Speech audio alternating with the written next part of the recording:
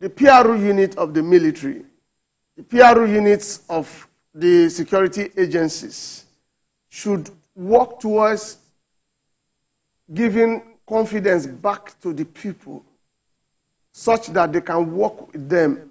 Because we've had situations where information were given to security agencies and those information leaked back to the enemies.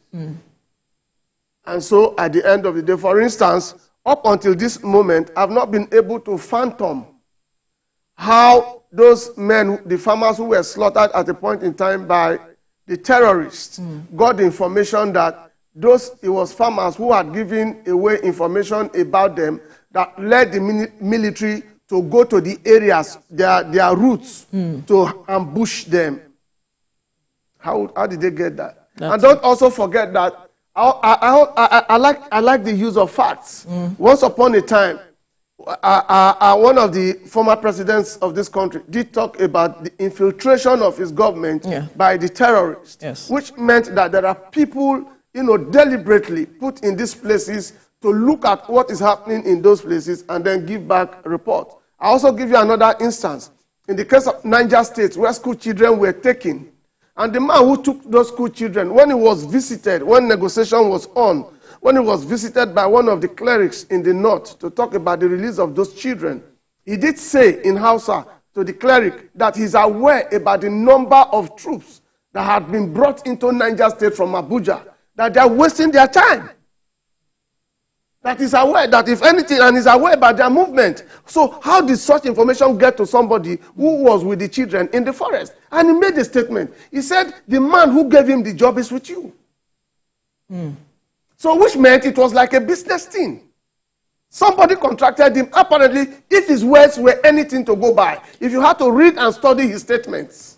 How do we address this matter of faith columnists who still, stop at the way of government's effort to addressing this matter of security, especially from this perspective of cooperation, trust, and information sharing? It's a difficult one.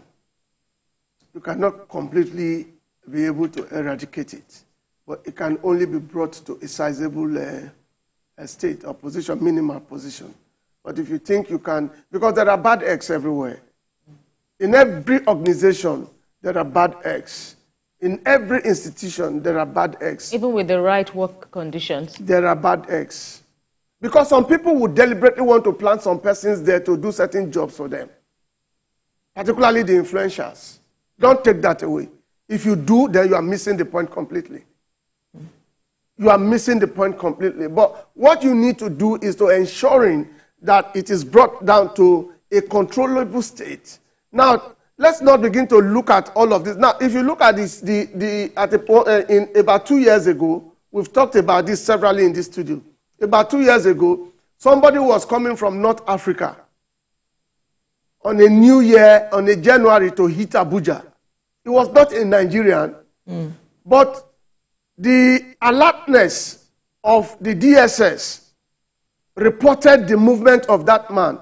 And at that point, it was handed over to another security agency who were to do their own beat.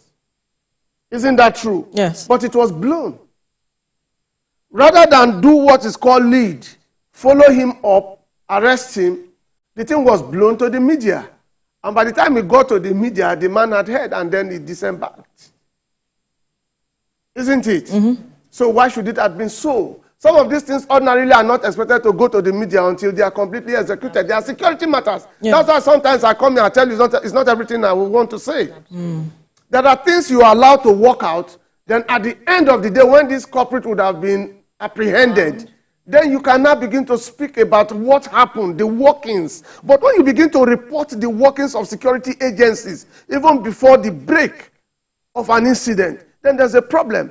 The men who put Abba Kyari into trouble today were followed from outside Nigeria to Africa until they got to a part of Nigeria, Enugu, where they were arrested. It was not blown. If it was given to the media, those guys would have disembarked, particularly when they got to a part of Africa. Before they embarked on that aircraft, because they didn't, it was not a straight flight. I think it was to Ethiopia and then to Enugu. But then they were followed and were arrested. Those guys were coming with drugs. So, you see, that has to do with human nature that has been in existence. But to completely eradicate or expunge it is as good as you thinking or saying today that you would be able to completely eradicate terrorism in the world. Terrorism has come to stay. But what you try to do so much so is to minimize or reduce the extent your country suffers by the use of technology.